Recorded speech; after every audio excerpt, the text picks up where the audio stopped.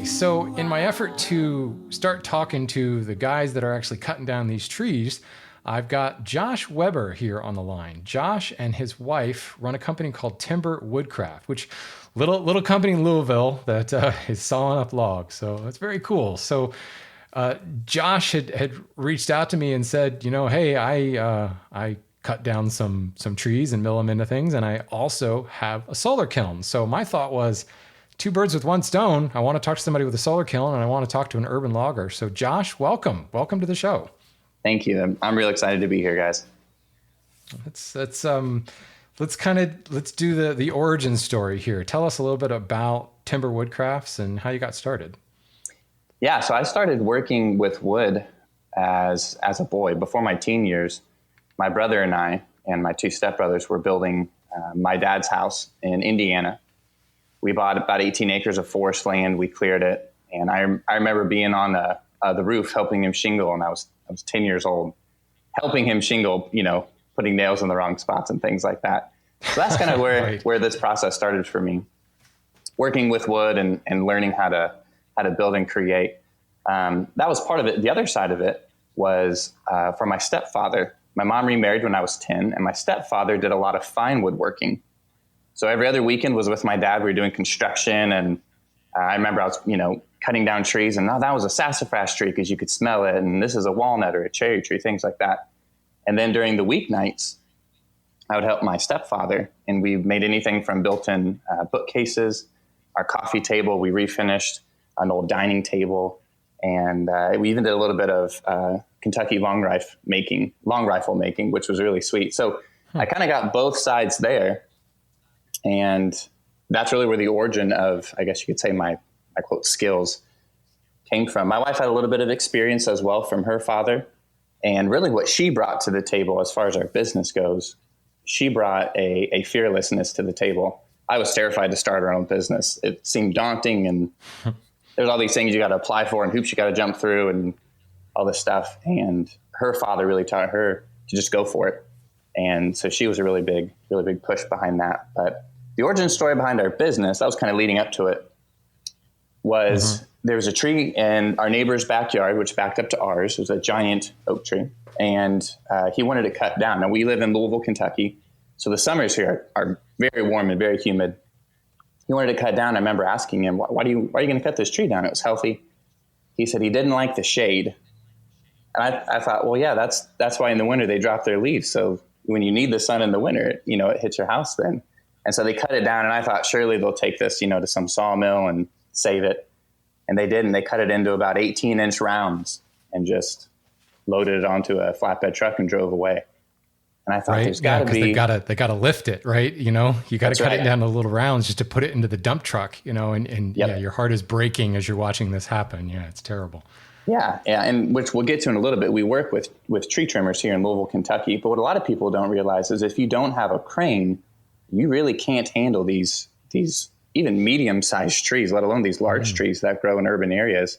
You either have to have another tree company come and you then pay them for their crane, or you chop it up into really small pieces because you can't lift it 4 feet high onto the a flatbed. So we saw this get rounded up and loaded, and we just thought there's got to be a better way to do this. Simultaneously, as that was happening, my wife and I are both trained teachers. So I was teaching high school at a local school here in Louisville. And as a teacher, if there's any teachers listening out there, we still love teaching. We love teachers, but you always got to kind of peddle something in the summer to make financial ends meet. And so that kind of, I guess that scenario kind of got the creative juices flowing, so to speak. Nice. Well, it's actually a good foray. First of all, what subject did you teach? I actually taught at a Christian school. So I taught high school Bible and then also taught a few PE classes and a weightlifting class. My degree is actually in exercise physiology. So it has nothing to do with woodworking in any regard. So. Hey, we'll talk about that later as I'm gearing up for triathlons, if they ever happen this season. Who knows? Everything's canceled so far, but there we go. That's right. I had a fun little nutritional breakthrough this weekend and a great threshold ride. It was awesome, but that's a totally different topic altogether. That's right. So interesting, because this happens a lot where, somebody's got a full-time gig and like the passion or the little side interest. It's like, well, maybe, I've got the time here, or the business started on a furlough or on a vacation, or in your case, summer break. And suddenly it kind of grows a lot bigger. So when was the tipping point for you? Because this is it. This is full time now, correct? Yes, I'm no longer teaching. I've been done teaching for a full year now. So last May to this May. And we started our business at the very end of 2017 was when we applied to our first art show. And we wanted to make a few products and get in, and they were from salvaged lumber. And so we applied to it in 2017. And in 2018 and 2019, business actually picked up pretty quickly, really more than we could handle. And so we tried this really weird balance of marriage. We have 2 young kids. We had our second one in 2018, and trying to now balance going to work, but then coming home evenings and weekends working, but being with family. And it was difficult. So then finally, by the end of 2019, we realized we want to make this jump. We need to make this jump. And so we left teaching, and now we do this full time. My wife and I stay home full time with our kids, and it's great. We wouldn't change it for anything. Yeah, but that sounds fantastic. Living the dream. That's great. Yep. So it's particularly interesting. So today you are, I guess one would still say you're primarily a custom maker, in the most generic sense. I've been to your website, and you're everything from cutting boards, charcuterie boards, and tables and furniture. And that's kind of what you guys do. But the story, the brand, if you will, the uniqueness of what you do is that you are actually milling all the wood you're using from logs that are, I think the word you used earlier was salvaged, which I'll put a pin in that. I want to get to that later. The marketing guy wants to investigate that term. So as your elevator pitch, if somebody says, okay, what do? You are essentially a maker. Yes. And the milling, the sawing, all that is just part of that process, correct? That's correct. That's in order to really get our end product the way we want it as far as quality goes. But also it helps keeps our margins lower financially if we collect these trees versus, buying them or paying for them. And that's a particularly interesting point, because there is a necessary evil, one might say, is oftentimes the sawyer isn't also doing the building, and the sawyer is trying to focus on the best yield from that particular log. Right. And, there's that disconnect, and we as builders will go in and, okay, I'm building a table or I'm building a chair, and you're trying to select the right lumber for it. You have the wonderful advantage. Maybe you have a piece in mind, or sometimes you see that log, or you can't really tell until you make that first cut and split it open, crack it open and see the treasure inside. But a lot of times you may be already thinking, there's a charcuterie board right there. Look at that crotch section right there. I mean, and you have the ability to actually custom saw with an end product in mind, which is pretty amazing. Like, what a cool advantage. I think any woodworker out there would love to be able to say that. But how much do you find yourself sawing with a project in mind, or letting the lumber kind of dictate? What is it they say about sculptors? They saw the statue inside the block of marble before they started carving, something along that line. I mean, yeah, I don't think I'm that artistic to see it in the tree before, I guess, the sculpture part. But I think there actually is a disconnect. I see a tree. It looks like a tree. That's right. I think there actually is a disconnect even before that step. And that's when it comes to the logging. When loggers buy a forest or buy land or get onto someone's property, they're looking for the straightest trees that have the least amount of taper, the least amount of branches, specific varieties. And those are the ones that come out that then the sawyer gets to choose from how to get the best yield.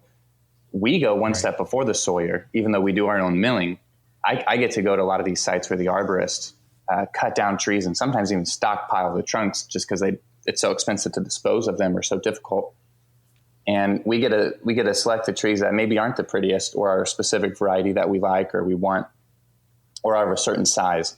So from that standpoint, that's where we do a lot of our, I guess you could say, our creative vision. And then the milling is determined by that, what we saw on the log, what will be the best use of the log from there. Right. So, and then, yeah, we cut it sometimes with a certain end goal in mind. If someone has a special order for a tree, we'll do that, but you get a lot of offcuts as well. And we try to use those as well. So we use it all. Right. So let's talk brass tacks here. What are you using? What is your sawmill? So our sawmill is a Norwood brand. It's actually I think it's a sub company under Norwood. Norwood owns it. It's called Frontier. They use a lot of the Norwood. They have the Norwood, patented saw head and things like that. It's a lot cheaper of an entry point than a Wood-Mizer. Or I know some of the guys listening might know this. We're in Louisville, so it's 2 hours south of Indianapolis. That's Wood-Mizer's headquarters. So I'm in Wood-Mizer territory here, but they're just expensive, and even used ones really, really hold their value well because they're really well-made machines. So we went in with this. It's a Frontier model, and we've been pretty happy with it so far. Eventually, we will upgrade. This was just kind of one of the entry points. So that's one of them. The other sawmill we use is an Alaskan mill. So we use a chainsaw. We put it horizontal and use a rig and slice up a lot larger logs. And that's a Husqvarna 13. I think it's a 1385 is the model number. It's like 130 cc's. Okay. So what are your capacities on both of those, both the Alaskan and the bandsaw mill? So we can go 20 inches wide on our Frontier mill, and that's on our bandsaw mill. And then we can go up to 6 feet wide on our portable mill, which is great because if there's a log that's 6 feet long and it's about 20 inches in diameter, that's about all we can really handle. We don't have a lot of big machinery. We don't have a crane truck and things like that. If there's a bigger log, you get a 3 feet, 4 foot in diameter, 12 feet long, you start looking at some really difficult equipment to handle that. And that's where we just take our Alaskan mill, the chainsaw, to the log. Right. That's a heck of a bar on a chainsaw, though. Wow. What's even worse is we sharpen our own chains. That's a lot. And we use a skip tooth chain. So it's half the teeth, and it takes forever to sharpen. Yeah, I'll bet. Yeah, that's nuts. That'll be your next investment, like a sharpening machine, like a Foley sharpening machine or something like that. Yes, wow. That's right. That's right. So is the primary way you're getting these logs is taking your mill, whether it's the Alaskan or the band mill, to the location, sawing it there, or is anybody actually bringing it to you? We actually have most of our logs dropped off in our driveway, which is great. When we were first thinking of this process, we're like, how do I go? And we had a small trailer at the time, but it doesn't take long to get into some serious weight with wet trees, wet logs. They're always heavier than you think. They're always bigger than you think from a distance. But for the most part, tree trimmers, we work with a few specific ones here in Louisville, about half a dozen, and they know what we want, and they'll give me a call and they'll say, I've got walnut log, I've got 3 cedars and an oak or whatever else. And they'll be in our area. We'll just come drop it off and dump it right in the driveway. Then I'll drag it back to our mill, which is in our, at our property, and we mill it up here on site. The Alaskan mill, our chainsaw, we will take to customers. So. Very cool. So, but you're not actually felling the trees, correct? Correct. No, we don't. Yeah. That's a whole different insurance game at that point. Yeah. I was going to say the insurance on that. I have the general manager of the lumberyard where I work. That used to be his business, and he's like, I loved it, and I almost went broke doing it because the insurance was so bad. He's like, next to doctors, it's like the worst insurance in the world. Yeah, it's so expensive, and there's so many issues, and frankly, in my county alone, in the last 4 years, there's been 3 deaths.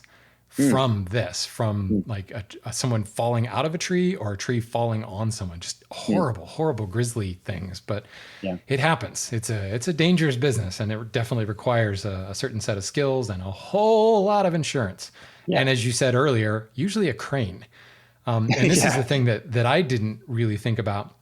I had a huge Norfolk pine, Norwegian pine taken down in my yard a couple of years ago. And I specifically talked to the guy, and I said, I'd like to use as much of the bowl as I could because I think I can make Windsor seats out of it. It's a good, oh, wow. I mean, it's 5+ feet in diameter at the bottom. It was a big old tree. It'd been there since the 1960s, but it was also been there since the 1960s. And those pine trees really are not meant to grow super, super old. So it was starting to drop branches left and right. And, I was like, it's time to go. So the guy said, when he came out to initially do the estimate, he said, well, I can, but it would cost, and I can't remember what it was, but it was like double the price in order to get the entire trunk, or just, the normal removal price if he got me like 6 feet of it. Yes. And I was like, that's kind of interesting. In my mind, I'm thinking, well, that's less cutting, right? It's just one cut at the bottom. He's like, well, here's the problem. I need to have a crane because you can't just timber and let the thing fall over, because there are gas lines under the ground. Maybe there aren't, there are wires above that you've got to figure out the whole hypotenuse, and are you going to run into anything? And then you have to remove wires. There's also just, sometimes they don't fall exactly where you want them to fall. And you can do all kinds of stuff to strategically drop a tree, but there's just so many risks involved that in order to legally do this, they have to hook the crane to it and do a controlled drop. And I'd seen it done before, and I always just thought, oh, well, they have the crane, they're using it. No, apparently that's a requirement. Yeah. There is no felling, like you're watching on TV or something, these huge long trees dropping down on the ground, because there's so much damage that can occur. And mostly what happens is it actually shatters sewage pipes and gas lines and all the fun fiber optic stuff that runs under our ground now that you don't even know is there. Yeah. All they say, you call, Miss Utility, all these people before you dig. Well, then you would have to call, and basically there's no chance in hell that anyone's ever going to approve you to drop, a 10, 15, 20 foot long log, because it's going to register on the Richter scale when it hits the ground. And yes, it will. That had just never occurred to me. And as it is, the 6 foot log that they left me with, that they did fell, I mean, you would think, I live down the street from an Army proving ground, and usually every Thursday it's howitzer day. And I was like, this tree hit the ground, and I was like, it's not Thursday. What's going on? Holy crap. The whole house shook. Neighbors came out from like 3 doors down and were looking out the front door going, what was that? Yep. So yeah, it's one of those things you don't think about, but holy crap, those things are heavy. Let alone they wouldn't be able to move it once it was down. One of my favorite episodes from the lumber update, which to the listeners out there, I've been listening to this since the conception, and I've loved it. Since its inception, but one of my favorite episodes was when you talked about carbon sequestration, and it was just so fascinating to hear. I don't remember what episode number that was, but just the amount of carbon that trees sequester from the atmosphere really is tremendous. And then you fill them with water, and they are just so surprisingly heavy. Well, and a lot of the yard trees that you're probably running into, even more so, because they're allowed to branch out like crazy. And leaves. I mean, the yard tree, the ornamental tree, looks better the fuller it is. Well, the fuller it is, the more stuff it's sucking out of the atmosphere. So yeah, I mean, there's something to be said about a nice forested, shady, older neighborhood. But at the same time, a lot of the trees that the builder originally planted, they planted them to grow fast. They wanted shade to grow up really quickly. So you get a lot of these Norwegian pines, you get a lot of softwoods. And then you get some of the more ornamental hardwoods that leaf out, like the dogwoods, the Korean dogwoods, especially. Sycamores grow super, super fast.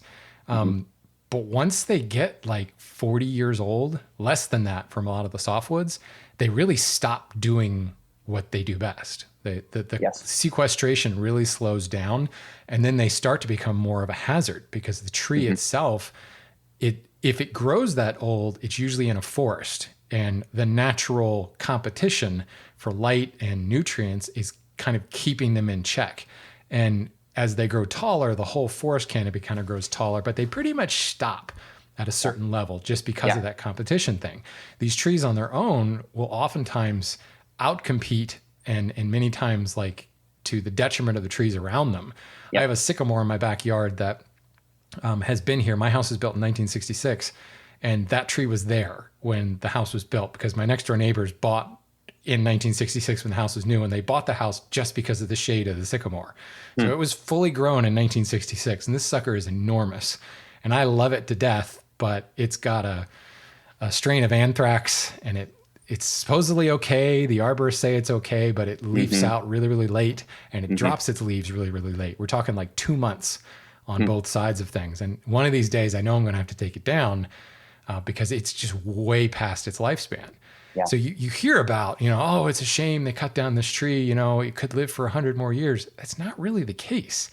Unless it's like a giant sequoia, most of these trees, 40, 50 years, and then they kind of stop being productive members of society, if you will. Yes. And Yeah. don't get me wrong, I'm not saying slash and burn. I love trees. As much as I love working wood, I love the shade of a tree. But, in these more groomed areas, residential areas and things like that, you actually need to think really seriously. As those trees start to get larger, they can become a real danger to your property, to your house, You're exactly to your family, right. dropping you're limbs exactly and things right. like that.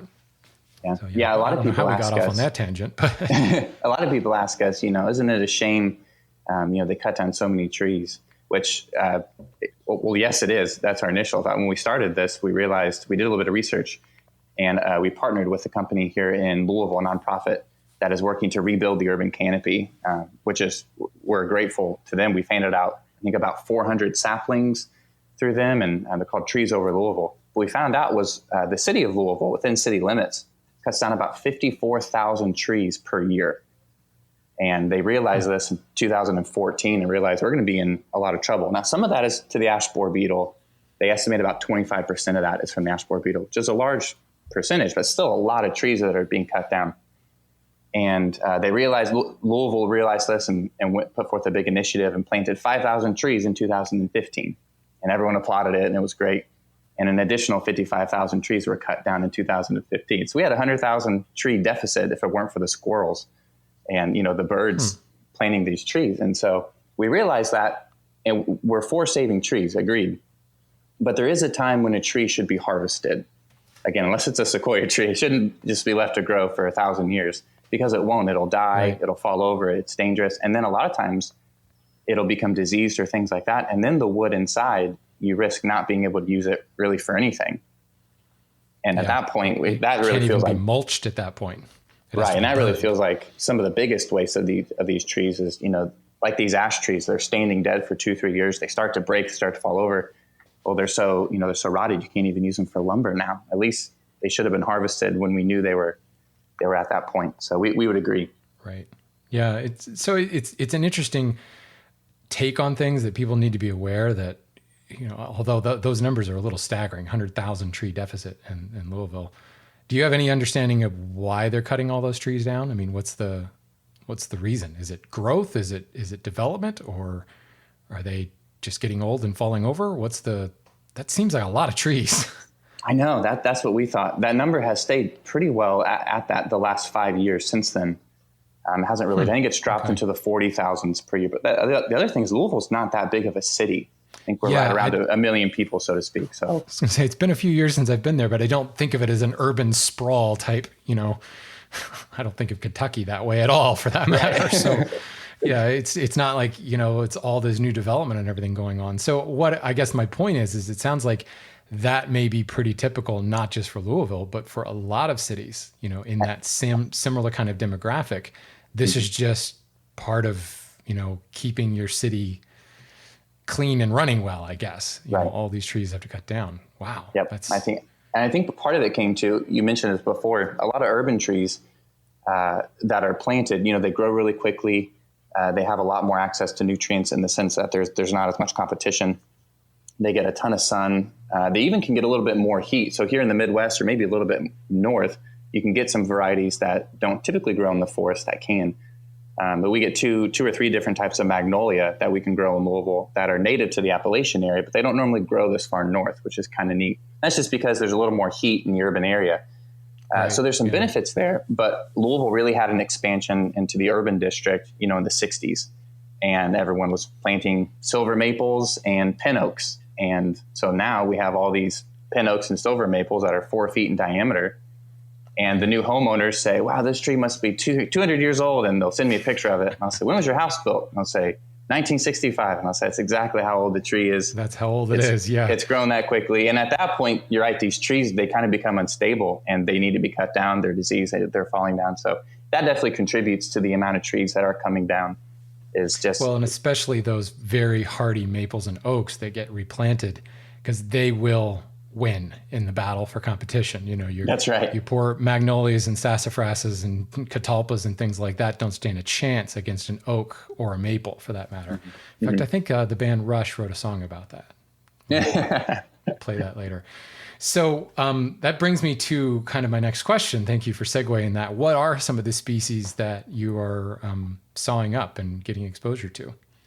That's a great question. We work only with local hardwoods, not just things that are cut down in the city. Sometimes we have access to some forests and stuff throughout, whether someone has a property that, they've got 13 acres and they've got this one tree that they've wanted to make something out of for a while, or something that mostly it's urban trees. So we work with a lot of walnut. We work with a lot of maple. We work with sassafras occasionally, which by far is my favorite wood. Absolutely love working with sassafras. Oh, yeah. We don't get very much white experience. Oak. Yeah, we don't get very much white oak. That doesn't grow. We don't get really very much hickory. We will get black locust. The birds pollinate that. We also get a lot of mulberry, which is a unique word. Really, mulberry is more of a tropical wood than it's a hardwood, but it functions more like a tropical. It's kind of oily. It doesn't soak up a lot of finish as easily as others. But we work with those. We work with a lot of eastern red cedar. That'd probably be my second favorite wood to work with. And so those are the ones we work with. Occasionally Osage orange, things like that. But we don't import things. We don't work from trees, as you say, outside of kind of the tri-state area of the Midwest. So no Kentucky coffee tree? We do work with some Kentucky coffee tree. Yes, we do. I was just wondering. I don't know the range of Kentucky coffee tree. One would just assume it's in Kentucky. Now I have a question for you. You might know this. It looks just like red oak. It functions just like red oak, but the seed pods on it look like a locust tree. Do you know which one it's related to, if either? The coffee tree? Yes. Oh, I don't think it's directly related to either. It's not in the same genus. It's not a Quercus genus, and the locust, I could Google it, but I put you on the spot. Coffee tree is like a Gymnocladus or something, which is maybe in the same family as oak, because you're right, it does have a lot of kind of similar vibe to it. If a tree has a vibe, yes. One could mistake one for the other. So, but frankly, so many oak-like species fall in that into that family. But as far as I know, no, they're not directly related. But I think what you may just be seeing is the typical temperate type tree. Temperate broadleaf type tree. They all kind of end up being somewhat related to one another. But no, I don't think anything directly. We did have a unique tree that we milled up for someone this past winter, and it was a cucumber magnolia, which is one of the magnolias native to the Appalachian area. But it's very rare to see in an urban setting, and it was closer to downtown. The home was built in, I think, 1909, and the tree was certainly planted in the front yard around that time. And we're working with one of our arborists who's very knowledgeable about our urban trees, and specifically Appalachian trees, which is kind of neat to learn from him. And we were talking about this, and he said the cucumber magnolia, I don't know if this is correct, but he said the cucumber magnolia was a really regal tree in the Victorian area. Everyone wanted the cucumber magnolia because its leaves looked a little bit different, its blossoms looked different than the standard magnolia that we see most often today down south and along the East Coast. And the inside of this, we didn't know what it was going to look like. So we started sobbing. It was 35 inches in diameter, and it was a 45-foot log before it had any serious branch. I mean, it was just huge. And then the customer wanted it into slabs. We wanted to make a coffee table out of it and a dining table and other things. So we started getting into it, and it really looked just like poplar. It was green. It had a lot of mineral streaks to it, had a lot of blue, had some red hues and some purple. And we never found metal in it. We just assumed because it was in front of that house and, it had basically 100 years to kind of tap into, this urban soil where there's, had clay pipes and iron pipes and things like that. We just assumed it pulled up those minerals. And it just came out of the kiln this past week, some of those smaller boards that we cut, some of the 4/4 and 6/4 boards, and it looks really pretty. So that was kind of a neat one. But it was cucumber magnolia. It was my first time working with it.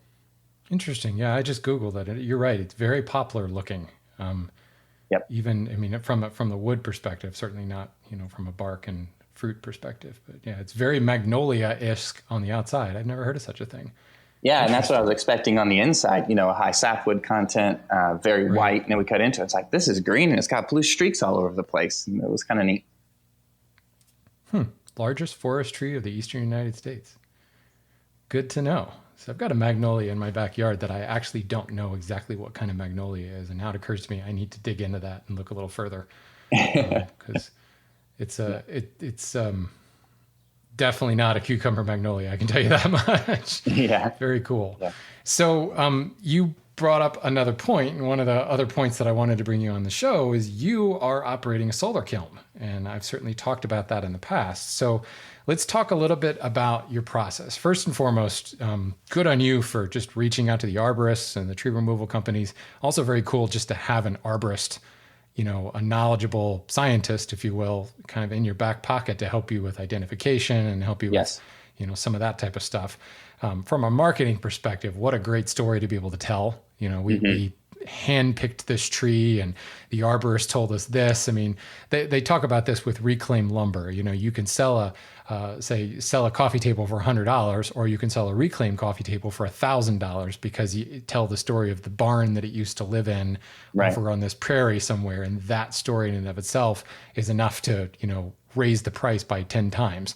You can do very much the same thing, but now you're adding kind of an ecological green bent to this by saying, we're salvaging these trees. So I guess as you're bringing these logs in, you're sawing them up, then they're going into the kiln, or are you doing some air drying before you put them in the kiln? Great question. When we started this business, we got a couple orders for some larger tables, and we didn't have the stock on hand that we had cut and milled ourselves to fulfill those orders, specifically for some larger conference tables. And so we had to outsource to one or two other local sawyers who had some bigger slabs. I mean, they were 3 feet in diameter by 8 feet. I think they were 12-quarter slabs. And so they're 3 inches thick. And I asked them briefly about their drying process. I had them resaw one of them, which was something that another fine woodworker had recommended to me. He said, if you're going to a new place, have them resaw a piece for you and bring it home and let it sit in your shop for a week and see what it does. If they're drying their wood properly, it'll stay flat. And I've heard some guys who run kilns will do this. They'll cut a tuning fork out of the end of the board, and you can see if it cups or not. And it's still done pretty commonly when it comes to the last stage of kiln drying, when the steam is re-injected in order to reverse the case hardening. You put that little tuning fork, and how it bends, whether it bends on itself or out from itself, tells you what your conditioning stage, your re-injection of steam is doing. Yeah. And that tells you a lot about the wood and how it's dried and exactly what stage it's at. And so we had them resaw this piece of wood, and then it was delivered the next week. And it was about a 14-inch wide board. And it was figured wood. It wasn't a straight tree. So you're going to get a little more movement there just with the natural tensions and things like that. I think it was walnut as well. It ended up cupping an inch in the middle, over 14 inches wide. It cupped a full inch in the middle. And the opposite piece cupped the other way. And so I asked them a little more. I said, I need to know more about your drying process. I was curious. They were cutting these slabs, throwing them into a dehumidification kiln for 4 months, pulling them out at 15% moisture. And I just thought, well, haven't you heard of case hardening? Do you know what that is? And they actually didn't. And I was just shocked. What do you mean you don't know the case hardening? It's drying your wood too fast. So that's really what led us to the conclusion of we need to dry our own wood. We had difficulties fulfilling these orders that our name was going to be on. If something happens to the table, I need to go back and fix it. Right. And so we realized we needed to have full control over our wood. So we're sourcing these trees, we mill them up, and the first step they get is they all air dry. And now we have to kind of specify here. There's some species that we won't cut up certain times of the year, such as white oak. White oak this time of year in Kentucky, it's 85 degrees outside, humidity drops during the day. We'll have a hard time cutting white oak here without it surface checking. And that's just air drying, just because it releases that moisture so slow. Yeah. That's really kind of the only one at this point. But if we cut a thicker slab, let's say a 2 or 2.5 inch slab, I have to realize it could dry too fast just by air drying out of the sun. And that's going to give me case hardened wood, which means more work for me in the end. It's more risk. I risk losing, the value of the wood completely if it's bad enough. So we air dry all of our own wood. We typically mill it up in the winter, which works really well because a lot of our product we make during the summer. The fall's, a really big buying time for consumers. And then the winter, we kind of take a deep breath, and I get to go out to the sawmill and not talk to anybody and just cut. It's not so hot too. I mean, let's be real. It's a lot more pleasant to saw outside in the winter than it is in the middle of summer. Yeah. Yes, it is. So that's where you do most of it. So it'll air dry from this last cycle of wood we did, it'll air dry from January, again, depending on how thick it is, into the summer. If it's a slab and we cut it in January, we generally let it air dry at least 6 months.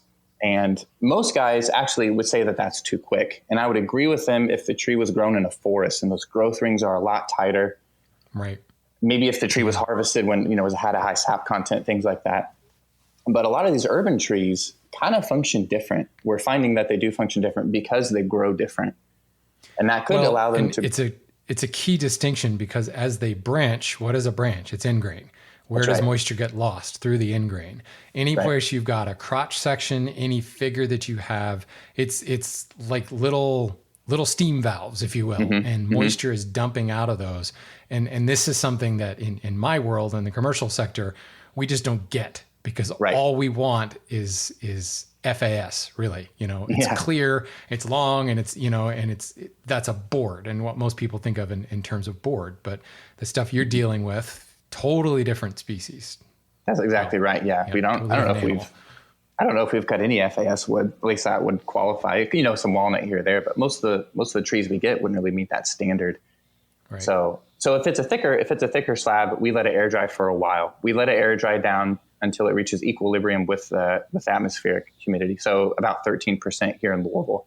If it's at 15%, we'll throw it in our kiln at that point. And we do the same with our 4/4. Sometimes we'll cut 6/4 stock, depending on really the size of the tree. If it has a little bit more figure and it's 16 inches wide or something like that, I don't like cutting a 1-inch board. It's just too thin. It's going to move and break.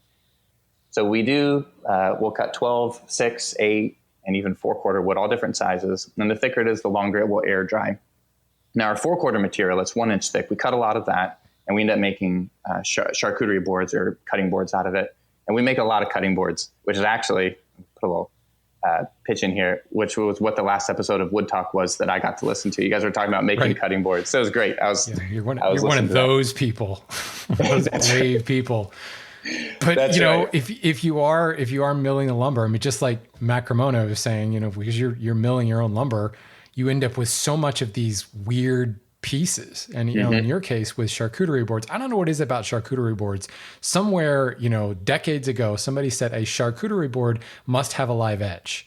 Because if it has like a sawn edge, it can't be a charcuterie board. Somewhere there's a charcuterie police that are arresting people for using sawn edges on charcuterie boards, because they're all that way.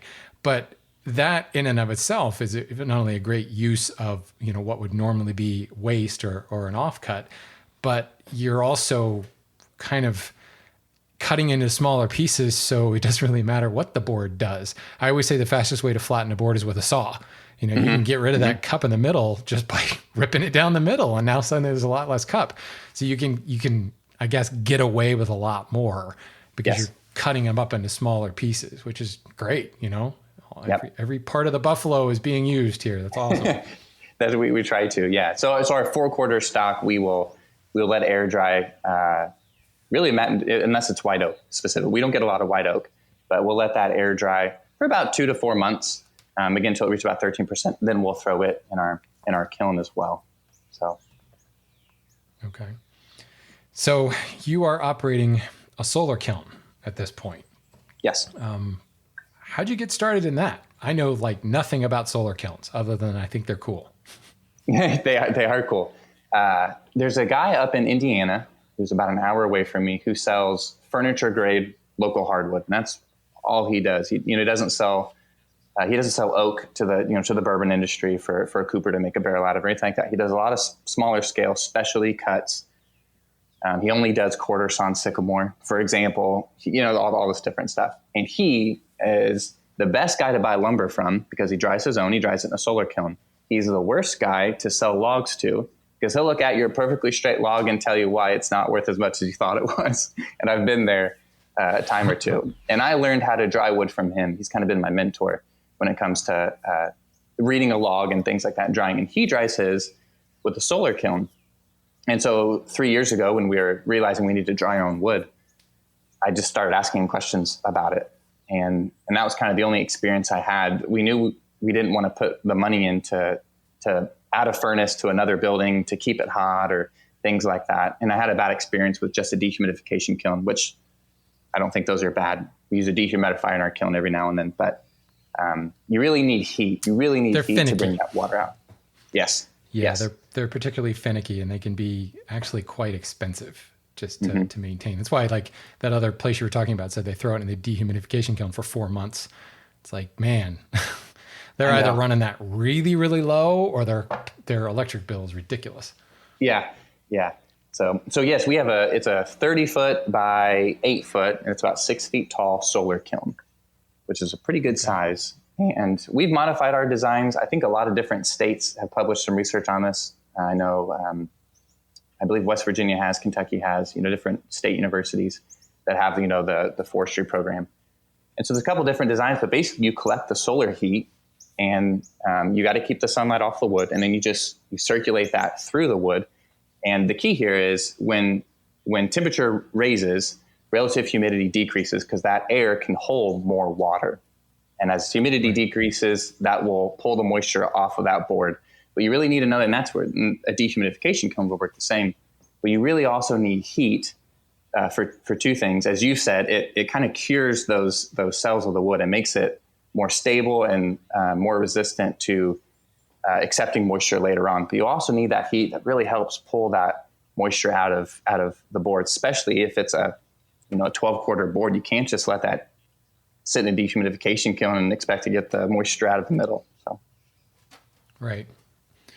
So how are you managing that? How are you regulating the temperature? How are you moving the air in order to pull the moisture? Because ventilation, what it's doing is pushing drier air across the board, and then it's extracting the water, because the water is looking the air is looking to, well, it's a sponge. It's soaking it up in order to come into an equilibrium.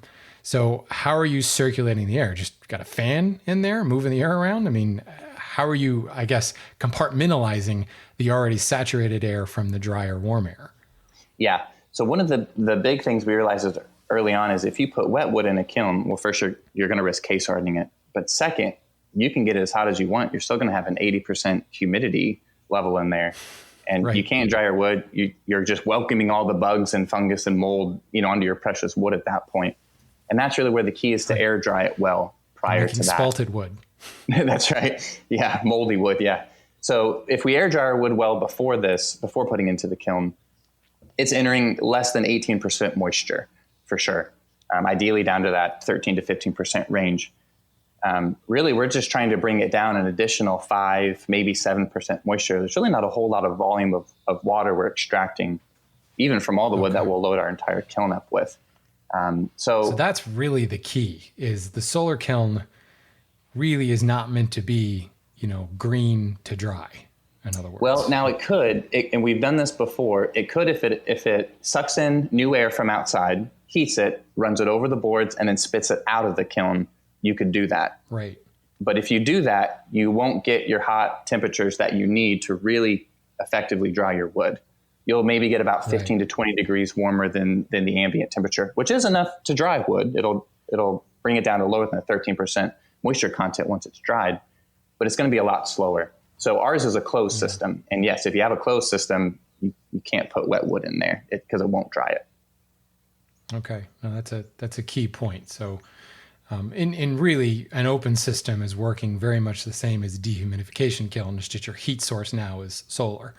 And the whole greenhouse idea, where you set up however you built it, a tent or plastic sheeting or whatever, is trapping the heat in, and then you're just pushing it out through ventilation out the other side. It's the same as a dehumidification kiln, just a heck of a lot cheaper. And that brings us really one of the, go ahead. My concern always is how we actually regulate that. I mean, is it, because in a dehumidification kiln, you've got your wet bulb and your dry bulb sensors that are actually shutting off heat or increasing circulation. With a solar kiln, unless you figured out a way to turn off the sun, in which case you need to apply for a patent on that, because that's or a supervillain license, one of the two. I was just thinking that. Success with the latter. You can't really, you don't have quite the control, although I suppose venting would drop the heat. But I don't know, it all just sounds very kind of wet a finger, stick it in the air. It sounds very imprecise. That's, I think, one of the unique things about a solar kiln, and that's probably why we don't see it. There are a couple guys doing it on a larger production scale, but it's not very common. And I think one of the reasons why is because it is a lot more difficult to regulate. But it's difficult to regulate, let me rephrase it, if you're trying to push your production schedule at max capacity. Now it's impossible. Okay. And that's what a lot of people have trouble with. If you just back that schedule down, so instead of trying to dry all of your 4-quarter walnut in 3 months, you just extend that to 4 months, which on a larger scale is a lot of time you'd waste. And I understand that. But on a smaller scale, if you're not that rushed for time, it just kind of alleviates a lot of that. So a couple of the benefits of a solar kiln, which is why we did it. Our fans operate on solar panels. So the operation of the kiln is completely free. We had the one-time cost of building it, which wasn't that much. I think it cost us about, like $1,200 to build it. And I didn't even cut our own lumber for it or anything. We actually bought lumber for it. So that was a 30-foot kiln. You heathen. I know. How dare you? I didn't want to build it out of spalted maple and walnut, and so we bought pine from Home Depot. But so it was about $1,200 to get in. That was our one-time expense. And then it operates now completely for free. So that's definitely a benefit. The second benefit is I think you could make a case. I'm hesitant to do this because you are certainly the expert here, but I think you could make a case for it. Lumber that's been properly dried in a solar kiln is not case hardened at all. And actually it doesn't need to be reconditioned. And the reason why is because every night as the sun goes down, you'll maintain the heat inside the solar kiln. So our solar kiln gets up to about 140, 150 during the summer. So it's not enough to necessarily cure, the sap and softwood or things like that, but it's enough to effectively dry wood. And then at night, it'll cool down to 80, 90 degrees. And so what happens is as that air cools down, the relative humidity increases. And all the moisture that pulled from internally on those boards condenses on the very outside of the board. So every night, that wood in the solar kiln is essentially getting a very subtle reconditioned bath. And it allows that wood to dry with very, very little tension. And I don't inject any moisture or steam into our boards. I can pull it out really at any point, and cut a tuning fork and it stays relatively straight. A lot of our boards we will resaw here or there, and I don't have any concern about that. So it's free to run, again, other than that one-time startup. But it takes less regulation because I'm erring on the side of drying it a little slower rather than drying it too quickly, which now I have to make sure I don't dry too quickly and I got to regulate it. So that would have to be one of the benefits. Really, you're mimicking nature at this point. You're mimicking the air drying process, but you're just supercharging it a little bit and just speeding it up enough so that, instead of it getting to 90 degrees during the day or 95 degrees during the day, you're going up to about 140, 150, but you're still dropping it down, and your overnight ambient temperatures may drop down to 90 or 80 in the summer, depending, on how insulated the kiln is. So everything is just kind of up about 20, 30, 40 degrees. That's interesting. So yeah, I think you're right. I don't think you're off base at all because of that very natural drying, reconditioning that happens every single night. You are not so much reconditioning the wood, but I think it's almost like you're giving it a break. Yeah, exactly. It's okay, you've stressed enough. Just relax over here in your isolation chamber. Yeah, that's very cool. It's a very gentle way to dry wood, but not quite as gentle as just stickering it and leaving it out in the open air. Which I suppose, and I think, a lot of people will sticker and they will still tarp or cover to some extent, which is really a low grade solar kiln. Yes. If you were to tarp, even provide some ventilation and like a little bit of structure so that the tarp is just not laying over top of your wood, you're essentially creating a tent, which is going to heat up. And if you don't believe me, go stand under that tent in the middle of the summer and you will know. So that's interesting. Very, very cool. And the other thing too about that's really specifically beneficial about a solar kiln for doing work with slabs or even thicker material, which we don't cut really much material over 3 inches because, as you know, it's just really difficult to dry in anything other than a vacuum kiln at that point, which we don't. And it's really heavy to move. Yes. It's really heavy to move. And how much do people really need thick lumber. I mean, come on. You want to build a Rubo workbench, I suppose, but yeah, there's really not a lot of call, at least wide, thick lumber. Yes. 4/4 by 4/4. Yes. Posts now we're talking, and that's where your black locust, you can have all day with that. But yeah, there's really not a market for it.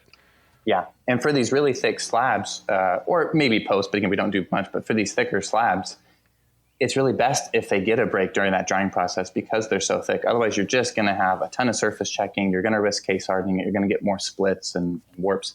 And so, I would argue if you want to dry slabs, a solar kiln is probably your most effective way to go once it's been air dried. And that's because it does give it, I think you're right, it just gives it a break every night, allows that tension to kind of relax a little bit and allows that wood to dry flat, assuming you've got it nice and sticked. So, yeah, sure. Good point. Well, that's fascinating. And, a lot less, I think I was worried about the wrong things, the control freak in me wanting to have dials and gauges and thermostats. And really, there's really no reason to get caught up in that because what you're doing is exactly what would happen if you stick it and air dried it, just a little bit more aggressively. That's interesting. So there's another benefit. What do you say is your total? Oh yeah, really? I say there's one more benefit too of solar kiln. And that's that apart from, I guess you'd say more of a typical kiln, is I can dry different thicknesses and different species at the same time. And that's good point. And that's because I'm kind of backing off that max capacity drying cycle. And which, that being said, I just dried a whole stack of 4/4 walnut from cut to finish, and it's at 7% moisture. It took me 4 months, and that was cut in January. And it was just finished this past week. So it wasn't even during the hottest times of the year. So it's not that much slower to dry your thinner stock. But we dried 4/4 walnut. I have a piece of 4-inch elm in there that a customer wanted. And that air dried for a while before we put it in there, 18% moisture content. And it stays. It's still at 13% right now. But the relative humidity dropped so much during the day in the overall chamber, the walnut was able to dry faster than that elm did, and it's okay. So we can put 8/4 stock in there, 4/4 stock. We actually even cut, it's 3/8 inch stock. I don't think there's a quarter name for it. It'd be like 1/4 stock basically. But we do that. We make journals with wooden covers, and instead of resawing boards, we've been cutting them out of specific types of trees that are nice and straight and things like that. We'll cut these basically veneers. They're kind of a heavy cut veneer, and we'll sticker and stack those, and they air dry quicker, and we'll put them in the kiln and we'll take them out before the other things. So that's, I guess, another benefit of a solar kiln is since you're not pushing that max capacity of your drying cycle, that you can dry different species and different sizes within reason. So. Right. I mean, I think putting it kind of another way, you're not imposing a drying schedule on the wood. You're letting the wood dry to its own schedule. But again, just turning up the heat just a little bit more. So, and for anybody who's wondering, what are they even talking about? You really, if you're using a steam kiln or a dehumidification kiln, if you're trying to get this done in a week, 2 weeks, which can be done, you have a very aggressive, very stringent, you must adhere to stringently a schedule. A certain temperature comes up to a certain temperature at this time, and a certain amount of moisture is injected, a certain amount of steam is injected at this time. Then you raise it another 5 degrees and more steam is injected at this point. And it is a recipe for drying the lumber over a set period of time, usually a very short period of time. And if you don't adhere to that schedule, you will destroy what's in there. So throw in the added variable of, walnut and white oak or some other species, and it just doesn't work. Because now you're following the schedule for walnut and you're screwing up your white oak. Certainly you can do some cross species if you have similar species, but even then you got to be careful. You try to dry similar species. Okay, well, walnut and butternut, they're cousins, right? No, bad idea, because the density is so different on them. You dry both in the same kiln, you will absolutely torch the butternut. So the point that Josh is making here is he doesn't have to worry about that. And from your kind of schedule, your perspective, your laid back approach to drying, the mellow approach of drying, it works really well because you're not trying to maximize things. You're just trying, here's what I have, here's what we may need. And if you had to stick to a single species, I don't think that would work real well because then suddenly, okay, well, this is going to take a little bit longer. Meanwhile, this stuff over here has to sit until the walnut's done. That actually works pretty well. That's very cool. And again, if we were doing this on a larger site, if we were doing thousands and thousands or millions of board feet, like the company you work for, this would be difficult. You would need a lot of space, a lot of different solar kilns, and you'd really need a dry, sunny spring instead of, here in Kentucky, we've had a wet spring, and our drying schedule actually was delayed by about 3 weeks, just because we got more clouds. And so it works on a smaller scale. I don't think it would work as effectively on a larger scale. Right. Well, and I mean, ultimately, there's a lot of other things that have to give once you start upping the quantity that you're going for. Mm-hmm.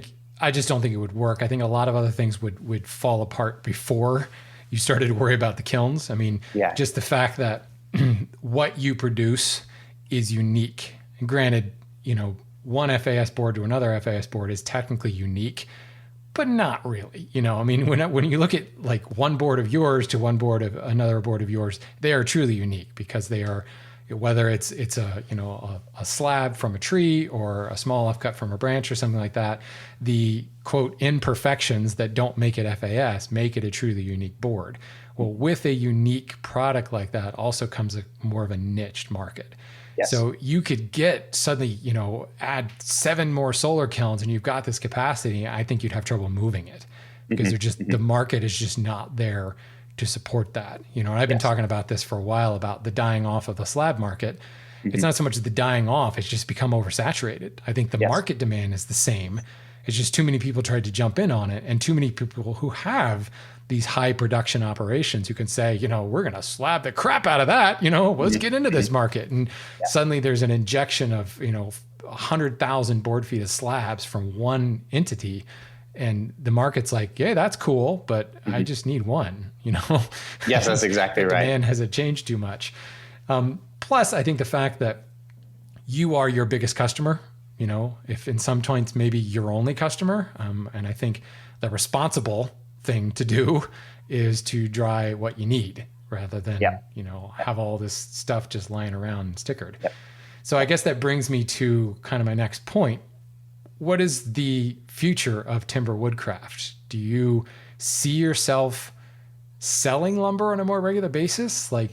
Or are you, certainly one day at a time, right? But what are your grand visions for the business? Yes, we've started to break into the lumber side more, which I guess for any listeners out there, we do a lot of work with live edge things. If you haven't picked that up yet from the episode. So we'll just cut a log, what some guys say, just through and through. We'll just move the sawmill down the log. We won't turn it. We won't square up any sides. And then we'll make different things out of it, from tables down to charcuterie boards and cutting boards, things like that. But we do work with dimensional lumber, and I occasionally cut dimensional lumber. We happen to have a lot. It kind of depends what the log yields and what we anticipate we might have a demand for in the coming year, because it takes this wood, 5 months to air dry, then another 3 months or 4 months in the kiln. I've got to be thinking a year in advance from when I pick up a log to what I might sell that log as.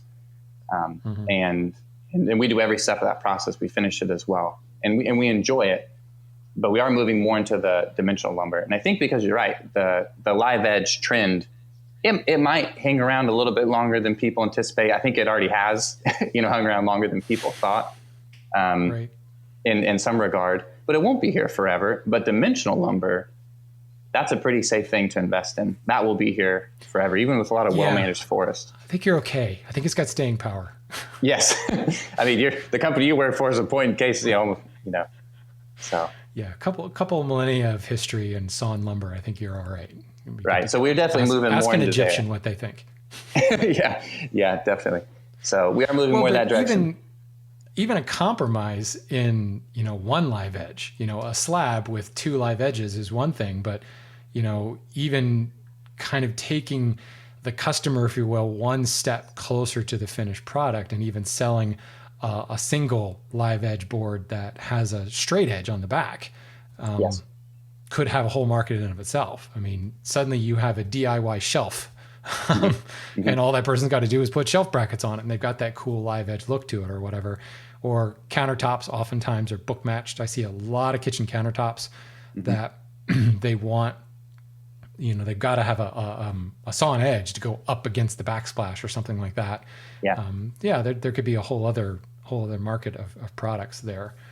Interesting stuff. And I think that actually is more our style. You hit it on the head. We're trying to blend this rustic with also modern. And that's kind of more of our style. We lean more towards the modern. And what I mean is you see pictures of a lot of people doing live edge stuff. And I think the ones that are doing it better are on that side too. They kind of lean towards more petite legs, thinner tops, sleek designs.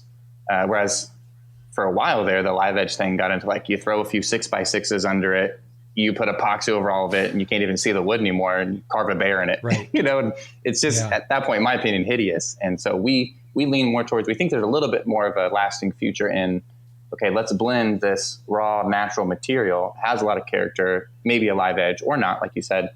Let's blend this with the Chip and Joanna Gaines' white kitchen, so to speak. And so you're right. That's kind of the direction we lean towards from a style standpoint. Wow.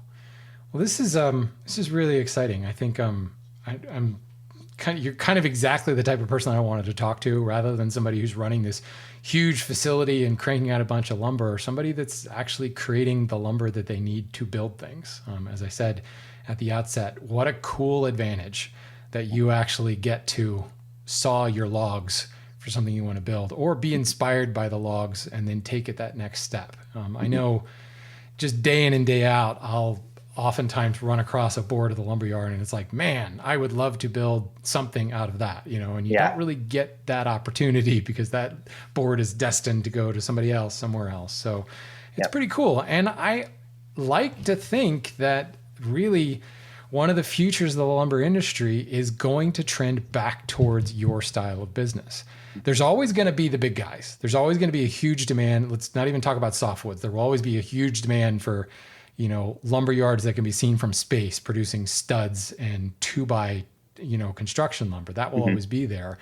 But really starting to see the local lumber yard, lumber mill gain some prominence again because of this idea of using locally sourced. The idea of salvaging lumber has real legs to it. And the more and more we look at, even in this conversation, we talked about 50,000 trees a year being cut down by a city. And I don't think people realize what those trees are getting mulched or burned. They're not being turned into boards because, as you know, it's not easy to do. It's labor intense. It's expensive. There's a lot of other steps required. And those that have gotten the efficiency part down, it took them a while to get there. So I think that we're going to see just a general trend back towards the boutique, if you will, when it comes to lumber production. And we may see more and more little guys like yourself that maybe are producing, 1,000 board feet here or there. And that may be enough. That may be just fine. And maybe what we'll see is if we can get back to a more, for lack of a better term, natural product, a live edge through sawn rather than ripped into a bunch of square boards, people may start to use more of the board. I know personally, one of the things that appalls me the most about the commercial construction sector is just the sheer volume of waste. Yeah. As a woodworker, we often talk about, add 20% to your order in order to cover your oops factor in that project. Most of my customers automatically add 50 to 80%. Wow. Because that's what the waste volume is, because it's not a matter of, there's a knot on that board, cut around it. No, ditch the whole board and find one that doesn't have a knot in it. And some of that is demands placed upon the builder by maybe an unrealistic architect or designer, engineered products making people think that stuff just grows 25 feet long and has no knots in it because they saw this over here in some laminate plank flooring that was actually printed and not grown. That has helped. Plastic has helped to alter the perception that this is an organic product, and people are shocked that you can't get it perfectly clear 30 feet long. But then you've also got this idea that there is a drop in the skill level, and the craftsmen out there who know that if I cut this board here, I can then splice it to the one over here using a scarf joint, or I can hide that junction using some woodworking technique. A lot of that is gone from the job site because, faster, throw up that crown, put together that floor, and there's really no time for coping of a joint, for good or for worse. Certainly there's time is money, right? We've got to do that. But I do think that we may see the pendulum swing the other direction. And the good news is it looks like you're well positioned to already be where the pendulum is swinging towards. So I hope so. That's really great. It's hard to predict though, where things will trend to or things like that. But you're right. I mean, 50 years ago, you knew a guy who had a sawmill, and if you needed fence posts or things for your barn, you went to him or he came out to you. There were these bigger guys, and I think there's always going to be these bigger guys and smaller guys, but the smaller guys had a strong foothold, and they had a really important part of this sector of our economy, and it was a needed part. And I think we've lost a lot of that. And so I hope we do see there's a symbiosis there as well. The tree removal guys love you because you've made their life so much easier. So there's this partnership that's happening there. And we still see this today. I went to Austria a few years ago, and I remember being on a train from Vienna to Salzburg. They're pretty much opposite ends of the country. And we're riding on a train through this gorgeous countryside. And every little village you go through had a sawmill. I mean, granted, this is me. We're talking about, I noticed the sawmills. My wife's looking at, look at that lovely chapel. I'm like, check out that sawmill over there. But every little village had a Sawyer. His last name might have been Sawyer, for God's sake, whatever Sawyer is in German. I should know that. But, this village economy existed where if you needed wood, you went to the guy down the street, who ran the local sawmill. And certainly today you can go further afield and find other products. But for the most part, if we all had a local Sawyer, we probably would go to that guy first. We give them first dibs, and you can turn around and say, I don't have that, or it's not a product that I make. And then you go to Home Depot or whatever. But every woodworker I know, if they had the option of turning to Josh, they would do that first because of that, connection, to be able to see the log being sawn, to have that unique factor, being able to use cucumber magnolia especially. That I think that coolness factor would translate all the way back to the average homeowner and the average consumer to be able to have that unique factor. The problem is we don't have that option. I don't really have I do have a local sawmill, but it's a big sawmill. And it's been around for several, almost 100 years now. And it's a great sawmill to go to. And I will usually try to give him first dibs. But if I want to go to an operation like yourself, a mobile band mill or Alaskan mill unit, I've got to go up into Pennsylvania, a little bit further afield. And sometimes I don't always do that. So I think the more people like you out there running your business, I think the better off we'll be. It's not a competition game because it sounds like you got plenty of logs. It actually reminds me of a really funny story. And again, one of the previous episodes of the Lumber Update, you talked about the journey a board takes from being cut down as a tree to getting in the hands of the consumer. And again, fascinating. So if you're listening to this, go back, check out that episode. But it made me pause and think. I think I've cut around. So when you cut a board, to the listeners, you need to put sticks in between it to allow airflow. If you don't, you just do what's called dead stacking it. You can do it for a little bit, but you're going to get mold, and those boards won't ever dry out. They'll end up rotting that way. Right. So you have to sticker them, I think is the official Sawyer term.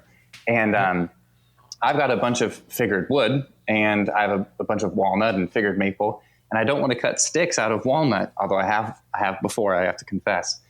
And so we get an order of logs come in. We're already full at max capacity, but I don't want to turn it down. So we'll go back, we'll cut it up, and I run out of sticks, or I don't have sticks at the right size or something like that. And so what's funny is after listening to the episode, I ran to Home Depot and I look in their scrap bin, and I found, a good 1x6, and it had some defect in the end. And so it was 70% markdown. So I go and I check out, there's like $1.50 board, and I'll end up getting 30 sticks out of it, whatever. And I come home and I see on the back of it, it says product of Sweden. And I just thought, how how wild is this? This was grown probably in a well-managed forest. It was cut down. It could have been milled and dried in place before it was shipped over. It was then shipped over in a Home Depot warehouse, stored there. It was then distributed to Home Depot. Then someone wasn't careful with the forklift, damaged it, but they didn't realize how much work went into this board. And now they're just trying to offload it. And so now I buy it, I cut it into inch sticks, and now I'm drying urban wood. The process was just crazy. And we can do it efficiently with so many benefits of the age we live in. But it also makes me step back and think I should be able to sell trees that I got here cheaper than trees that were harvested over there. So it kind of brings back to that idea. Maybe. It's still shocking to me how, you can still buy like radiata pine sometimes cheaper, even though the stuff was grown in New Zealand and it's now here, and for me on the East Coast of the US, it's like, this is ridiculous, but it's all about volume and cutting those costs, I suppose. But yeah. Interesting. It came from Sweden too, because I didn't think Sweden exported lumber. I thought it all just went to IKEA. That's at least all what the sticker said. Who knows? Yeah, it was an IKEA. It was bound to be a Billy bookcase, and it didn't match some spec somewhere. And now it's a sticker in Louisville, Kentucky. That's pretty cool. Yeah, it was just a wild story from board to then being used again. But it's something very worthwhile to see. And I think I might have made that point in that episode is, before you start complaining about the cost of your lumber, and don't get me wrong, I've done it. You go to check out, you're like, holy crap, that's expensive. But you got to think about everything that's happened to that board. And there's a lot of labor involved. And most of it is labor. Most of the cost is in that kind of difficult to capture intangible labor pool, because there's nothing easy about processing lumber, and you can automate it like crazy. But then you have to manage all that machinery. And one thing that log milling machinery does is go through a hell of a lot of wear and tear. These logs rip up blades and rust blades and make blades sticky, and resins will eat through blades. And so there's, you automate it, but then you throw your labor into maintaining that machinery and replacing that machinery and capital expenses on there. Or you go of a less automated route and it's sweat equity at that point. And there's just really no way to go from tree to a board in an inexpensive way. Right. So think about that. You could still complain and grumble under your breath about the cost of 12-quarter cherry. That's fine. But, try not to do it begrudgingly. The guy's just trying to make a living on his side of things too. So, Well, this is great, Josh. Any last parting words, anything? Where do people find you, and how do they get in touch with you if they want to buy your stuff? Yeah, so our website is timberwoodcraft.com. We're on Instagram as well. And that's probably the best place. Reach out to us there. And if you're local, we work from home, but we have people swing by our shop all the time. Shoot me a text. And we love connecting with the customer. And that's, I guess we kind of said it earlier, but one of the neat things about this business is we really get to come into contact with these trees. And the trees do kind of have a story that they get to tell. And that's really, we also get to connect that with our customers. We get to know them. We'll have reoccurring customers, for the past couple of years, they'll text, and I need this gift again for, whatever. And I say, yeah, I remember the walnut one I made for you last year. And we really enjoy that. And I think we value knowing people, knowing where things come from, knowing how they were made, instead of just that end bottom dollar, although that's important for us too. But, and I think that's one thing that we're trying to kind of fill that market and fill that niche. So timberwoodcraft.com, that's where you can find us and see a little bit more about what we do. But also would say to the listeners, hope this is okay, subscribe to this podcast, support Shannon on Patreon, check him out at the Renaissance Woodworker. I cannot promote him enough. I've learned a ton from him. I've enjoyed every bit of this show. I also listened to him on another one called Wood Talk. I recommend that one. Matt Cremota cannot pronounce anyone's last name, and it's my favorite part of the show every week. So check Shannon out too. And I just appreciate you taking the time to let me be here. Oh, no, it's been a pleasure, Josh. It's been really a fun conversation. We talked about a lot of different things. All I can say is I might make a road trip just for cucumber magnolia. Just, that stuff comes out of the kiln. I've got a lot of, and another funny thing, Everyone always tells me, at these art shows and stuff, they always say, "Isn't walnut beautiful? Don't you love this walnut? Don't you love walnut?" I think, well, yeah, but standard walnut boards that are cut or quarter sawn, they don't have any knots or anything like that. I kind of think they're really boring. That's probably a heresy to say that, but compared to a lot of the figure and we cut up this walnut tree last year, and I couldn't figure out why. It was a pretty straight tree, but it just looked like it had, if you've ever seen in white oak ray fleck, it literally looked like that throughout the walnut tree from the heart all the way to the sapwood.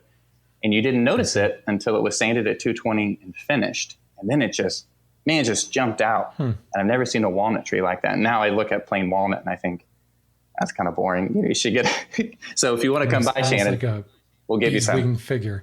Well, and that's a key point, because walnut really wants to be that way.